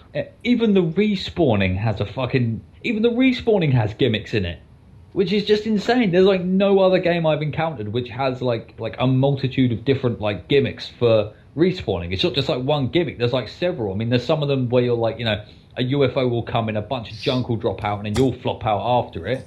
There's one which you come out of a coffin in the ground, and the screen takes on like a sepia tone old 1950s like horror movie thing. There's one where you come out with a drill in the ground. Like, there's even a fucking Portal one. There's even a Portal reference in this game. Like, two portals open up, you start falling between them, and then one closes and you hit the floor. Love it. It's fucking brilliant, and you get to wail on people with this. You forge a sword in a nuclear plant, for fuck's sake. You go, I gotta get these girls to like me. They like beating things up. I'm gonna forge a sword, but not just any sword. A nuclear fucking sword. And you build like this nuclear sword, which just fucking wrecks shit. Unfortunately, it gets like fucking nerfed eventually, because obviously the game won't let you run around with that fucking thing for the rest of the game. But it is fucking fun while you get to use it. It's just. Hey, you're a woman. Would a nuclear sword do it for you? It'd be impressive, I imagine. A nuclear sword would do it for fucking anyone, I reckon. It's such a good and I reckon a pretty undervalued game. I mean, titles like Halo and Assassin's Creed have gotten all the press for the Xbox One release, and they were all the big titles to look forward to. But personally, I'm pretty underwhelmed by them both, especially Assassin's Creed Unity. That was just fucking shit ass fail. It was so I think the one thing is the fact that people took one look at Sunset Overdrive and just go, it's a release title. Yeah.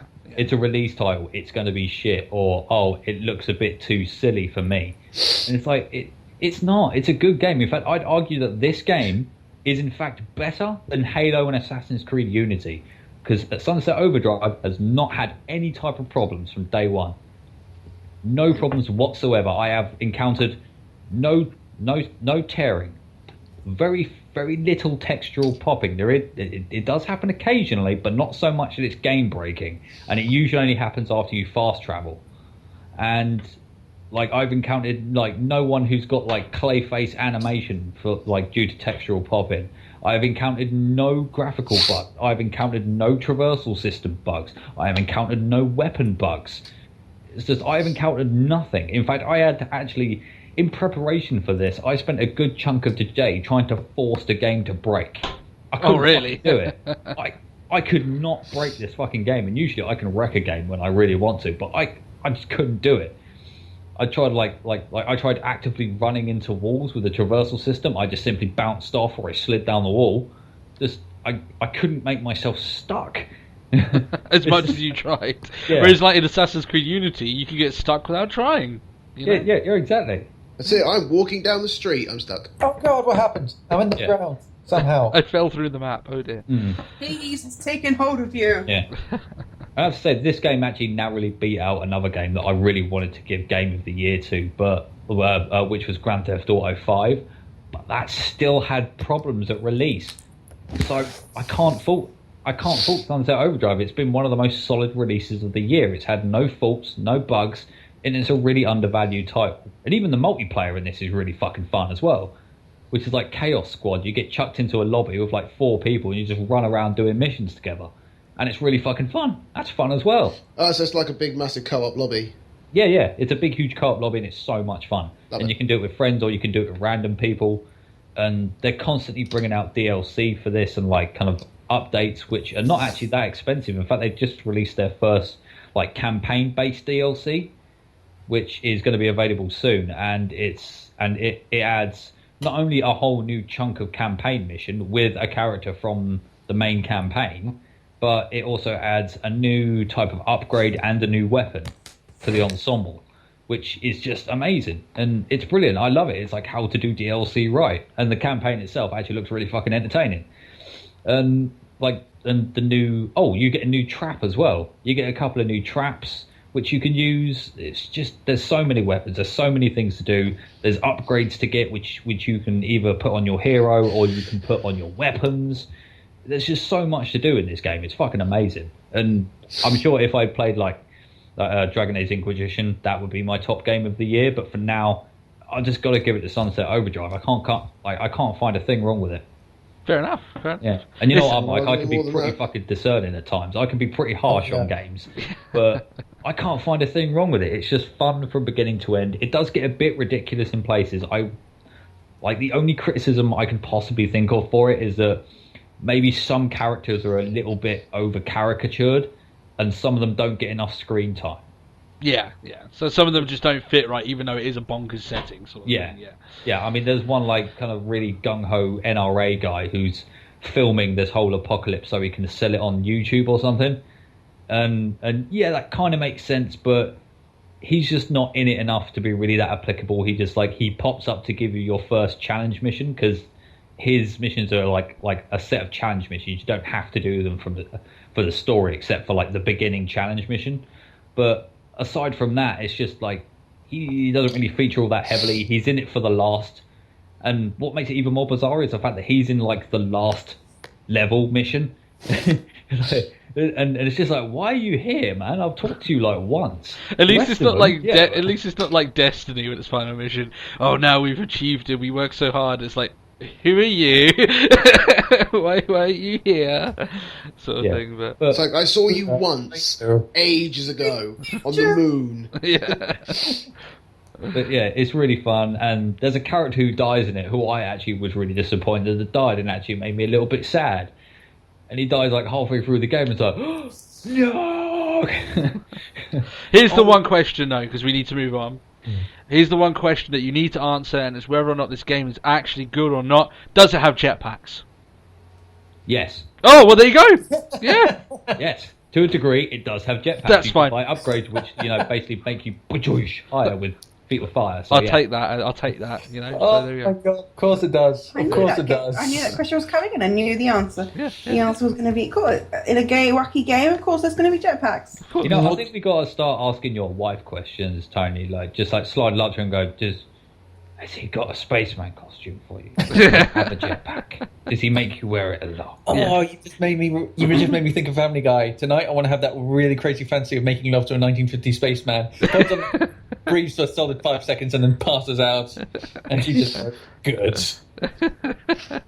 No, just the game has to have jetpacks, Yeah, but that was my lot anyway, and I think I'm actually going to play Sunset Overdrive later on, because it was fun. Awesome. I want to play through it again. It's got replay value. I want to keep playing it. But yeah, so I'm done. Awesome, Matt, you're last. Have you figured it out yet? Have you actually come to your decision? I haven't figured out a worst game of the year. Okay, well, give us the other ones. I generally just avoid what I think looks like it's going to be shit. Yeah, I think that one of the things with me, right, is that it was hard for me to pick because normally I will research a game to the T and watch other people play it before I realise, okay, I might like this. So I very rarely go wrong, but yeah, go on. So I don't actually have. Oh, you're such a terrible person, because it's like you said when you mentioned Destiny, we play a lot of games together, and that's Destiny for me as well, for a disappointing game. Yeah. I mean, as you said, for a man who sort of went, oh yeah, I'll even buy the expansion pack and things like that, ready for when it happens. Oh, is this it? Yeah. Oh, no. I started on the second character. It's kind of different, but it's kind of not, though. Still kind of the same. Yeah. Oh, I just gotta throw it. Instead of punching the floor and making people go away, I can throw a fireball and make people go away. Oh.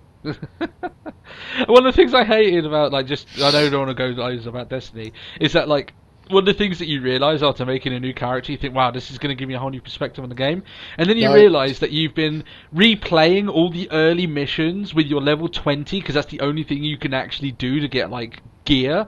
So you've technically already played the starting missions 10 times. So when you go through with a new character, you're like, huh, okay. Especially if it's the choice, this is the raid of the day. Yeah. The slot of the week. It's oh, I've done this.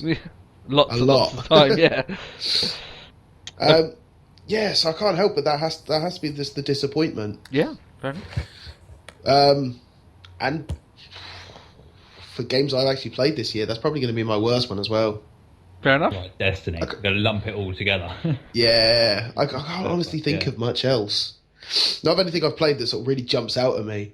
But I'm really tied for my best, because I will probably give it to Dragon Age Inquisitions, but I'm really loving Shadow of Mordor. Oh. Which is just delicious violence. I have to say, that did look good. It does look like it works. Type of game. Yeah. We're working on the Batman engine. It's very similar to the Batman Arkham Combat. So it's just flawless. Yeah.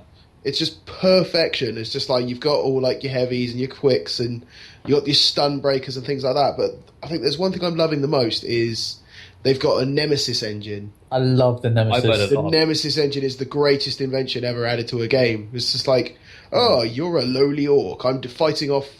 Like there was an example where I was defending a base with a bow and arrow because it was like a challenge to improve my bow. Makes sense. And just this captain turns out of nowhere, which like you got your captains which are like the super Uruks. Yeah. And they've got little things like strengths and weaknesses and all things like that. But I'm fighting all of these with a bow and arrow, and then suddenly this guy just turns up, just like, hello, Hume! Shit. But I'm fighting him, and then suddenly this lowly archer just gets off a lucky shot, and I was just like, you're like, I wonder what I can get with your scout, maybe a promotion. And he becomes a captain. And then he becomes on your hunt list. And like, so as a result, he's then a rival, and you got to get revenge on him. I've had that. I love it. But one thing I've never understood about the Nemesis system... Sorry. One thing I don't understand about the Nemesis system, when an orc captain kills you and goes up in rank, that's all cool, that's pretty good. How did they explain you still being alive to take revenge on him? You're a wraith. You're inhabited by the spirit of a wraith. You're not dead and you're not alive. Yeah, so you're kind of an ethereal. Even if this orc captain like takes your fucking head. Yeah, essentially. Okay, I'll buy that. Yeah, like it's Lord of the Rings. I'll buy it. Yeah, exactly. You died, but then like an old elven warrior has inhabited your body. Yeah, but you're still technically dead though. That's what gets me. I know what Chris is saying. Like if you've got the body of the guy, holes in it, but it just nags at me a little bit. I know. Don't worry. They were trying to kill you to summon the elf spirit, and somehow it went wrong, and he inhabited your body, and so you're unalive. Undead. Yeah, but what Chris is saying, and I completely agree with him here. But like right? you've destroyed the physical body. Yeah, that's what I mean. So like, if he's got his head, if he gets his head chopped off, like how is he supposed to come back? I think that's what Chris's question is. Because if that orc takes your head, because if that orc takes your head or takes your scalp, how can he explain? Oh, to sorry. His superiors. Yeah. The guy's alive. Yeah. Well, that's what I mean. That's just a plot hole. But I mean, I guess as the system's so good, you don't really care about that. Yeah. Is that kind of what it is? No, all I care about is I'm going to kill that bastard. Yeah. I'm going to find him. I'm it's going to just murder like- him. I'm going to murder his family. Play the game, Chris. You won't be asking questions. You'll be the only things you'll be asking for: his name, where he is, and what's the nearest sharp object you can use to kill him. I won't be asking questions about how I regenerated the thing that he used as evidence for my death. I'm just going to be sitting there shouting, "Vengeance!" Exactly that. It's also just like the game looks so nice as well. It's a real. It's like I'm still running around, I'm running around Mordor still, so it's still just like wasteland and shacks. But it's like even then, it's like this is really pretty. But it's just like I keep flashing it back because I keep talking to people about work, and it's just like it's such delicious violence. Nom nom nom. Because it's just like with Batman, like by the time you hit like 8, you can do special takedowns. It's the special takedown. Like you special behead people. It's just like just swing round, off goes the arm. Whink, off goes the head. Just delicious. Yeah, doing a ninjutsu takedown on someone is all well and good, but a big ass decapitation from a roundhouse. It's an 18 for a reason, essentially. It really is. A lot of orc slaughter. But no, I still too early, so I still have to give it to Dragon Age for my best of the year. Yeah. That was quite funny there, Matt, is that we essentially have the same stuff on our lists. Yeah. We are two of the same. We just exist on two different sides of a great body of water. Yeah, that's it. It's guy love between two guys. This is the bromance. Bromance. Nothing really gay about it. A high consciousness. Yeah. So like you completed it really recently, didn't you, Matt? Like yes. 60 something hours in, yeah. And like you're like wanting to like replay it again, like straight. Mate, away, I'm looking forward to finishing Shadow of Mordor because I want to finish it because I'm interested in playing the game. But then it's also like I get to play Inquisition again when I've done it. It's like, so I'll do Inquisition, I'll play Shadow of Mordor, and then I'm making my rogue. Yeah. Which is ironic because then, like, after I've done my warrior run, I'm doing a mage, which is what you did your first run as. Which I've just finished as, yeah. Well, I figured, considering all my previous playthroughs, it went warrior. I was like, I'll do mage. So considering, like, on my recent playthrough, like, during the battle with the archdemon, I was like, I'm going to play as Morrigan, because then I have full battlefield control. Morrigan, she's awesome. Yeah. Oh, by the way, can I just add this in? Morrigan is smoking hot in Dragon Age Inquisition. Nice. They made her even hotter in this game. It's just, Oh, really? That's cool. Yeah. Now I really need to buy it. And I can say that without sounding like a perv. Comparing it to, like, when you get back to the fort, or, like, when you first meet her in, like, the full ball gown. No. When you meet, not with the gown on, that's not who she is. But what I'm saying is, I can say that without sounding like a perv because I'm married. You know, my wife is in the next room, so. You know, when you've got someone that's just like, oh yeah, I fucking love Morrigan, she's so sexy, and it's like, okay, that's a little bit creepy. She was an attractive character, though. That's the thing. It's not being pervy. She was genuinely an attractive character. Like, I still really wanted to bang Leliana in Inquisition, but she's unlovable. Yeah. Her only love is sister Justinia. And she died. Yeah. Actually, I'm really curious for one else of you to finish it, because then I need to discuss things. Yeah. We can't discuss things on the podcast because it's spoilers. So. I know. I think we've all got to wait for everyone to finish it. Yeah. And then we must discuss it all. Then we can just gush. You're like, oh my god, have you got to this bit yet? Well, I know damn for sure that Dragon Age Inquisition is going to have its own episode of the podcast, because like once we've all got through it and we've gutted it and we've seen everything we can of it, that would easily make up 2 hours of conversation. Just absolutely. So. Have we talked about other Dragon Ages before? No, we haven't yet. No. So we're going to do a Mass Effect and just have a massive feature-length DragonAge podcast that will last. And it'll just get to Dragon Age 2. Meh. Move on. Yeah. There was. Hold on, Isabella, come on. No, because she's got STDs, man. You don't want to talk. Oh, come on. Isabella was the best part of that game, apart To from be fair, Meryl, who Isabella was the only justifiable lay in Dragon Age 2. Meryl's going to turn your penis into a wand. I'm going to make the Illuvian. I don't really understand how reality works. I'm such a dit. I'm going to play around with blood magic, but I'm not a bad person. She was just really funny about just how fucking idiotic she was. She was just so fucking ditzy, and the back chat between actually her and Isabella is so funny, because Isabella's just like trying to break her innocence the whole fucking game. Not quite. I mean, not to the extent of Bethany, where she's trying to corrupt innocence, but Bethany is just a dick. I hated Bethany. She got on my tits. Oh, obviously you didn't know Carver. Carver is fucking worse. He is the worst character in that game. He's such a bitch. Yeah, if you make a mage, that's who you get. You get Carver instead of Bethany, because Bethany died. he is whingy. Yeah. The funny thing about DA2, I don't want to talk about it too. Dragon Age, obviously, we'll make it our own episode. But the funny thing about the romances of DA2, because we were talking about Isabella, and she was the only real romance I was really interested in. Yeah. For a long time, before I met Isabella in the game, I was hoping there was a way to romance your sister. Okay? What? Because there was no one I wanted to romance, and I was like, well, at least she's kind of hot, you know? So, that's Dragon how Age bad 2 is so bad it made you contemplate incest. Yeah, exactly, yeah. Heavily contemplate it, so... God, yeah. Oh, you dirty old man. Oh, and then that fucking tattooed, fucking just angry emo fucker turns up. It's like, oh, dude, just go smoke a joint and chill out. Fuck's sake. Fenris was hardcore. Oh, man, I he fucking was hated such him. a whingy little emo, just... Dude was a slave. Idiot. It looked like he belonged in a fucking emo rock band. It's like, dude, I cannot take anything you say seriously with that guy. Put in his fucking skin, and he was a slave, and he was beaten, and all kinds of shit. The only thing he was a slave to is my blade once I killed him. But he was just such a little bitch. It's just like, dude... Let's save this conversation for Dragon Age chat, because we could go about this for hours. It would be awesome podcasting. We do that for the Dragon Age episode. So is there anything else that you want to cover, Matt, for Games of the Year? Or is he not there? Is he gone off for a piss? I imagine he has. We'll wrap up things then. Okay.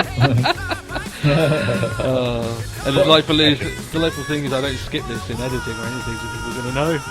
Yeah. So yeah, that was our best and most notable games of 2014.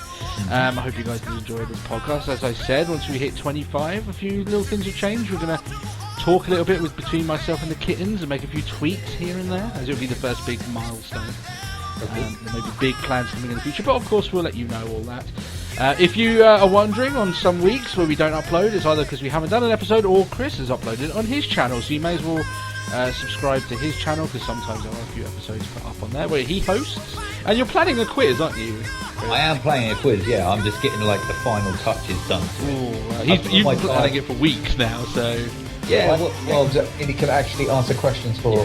to be fair, it has been Christmas and everything leading up to Christmas lately, so it's been kind of busy lately. But I will get on it in the new year, and hopefully I'll have it fleshed out and in the new year, and something slightly less diabolical than what I first came up, because I sat there and looked at all my questions and went, wow, none of them are going to get any of this. Yeah. This is all questions specific to my knowledge. Well, you could be just as mean like that, if you know. It would be end up doing the thing where we make up funny answers because we don't know what the actual answer is. But still, this should be an interesting episode. Quote me the passage the ethereal voice says regarding the regarding the third Colossus instead of the What? What? Yeah. And then translate it. And you have to get it exactly. You have to do the spelling, otherwise you get disqualified. Sort of thing. With the right syntax.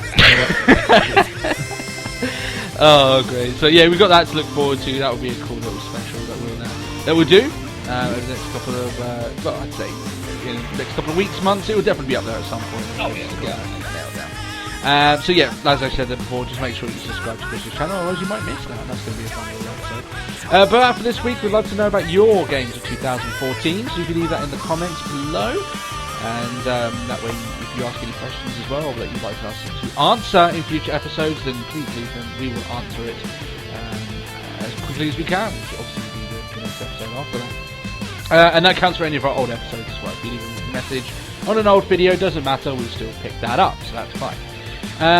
But apart from that, 2014 has been the year where we started up this podcast. It's been awesome. We're having lots of fun with it, and we are showing no signs of stopping, even though sometimes we might not get an episode up. Doesn't mean that we're quitting. It just means that... Doesn't mean we don't love you. It doesn't mean... We tried anyway to put an episode last week, it didn't work. The love is there. The love is there. Yeah. Happy sir. Yes. But for that, guys, for 2014, we say goodbye. We will see you guys next year. I know that sounds weird, but we will.